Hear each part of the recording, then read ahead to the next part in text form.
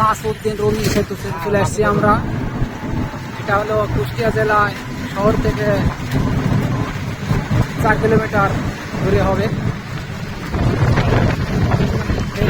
এটা হলো গোড়াই নদী। এই নদীটার নাম গোড়াই নদী।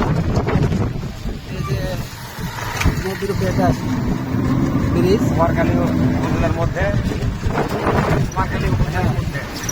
এটা ছিল কুষ্টিয়া জেলা কুমারখালী উপজেলার মধ্যে এই নদী গোড়াই নদী।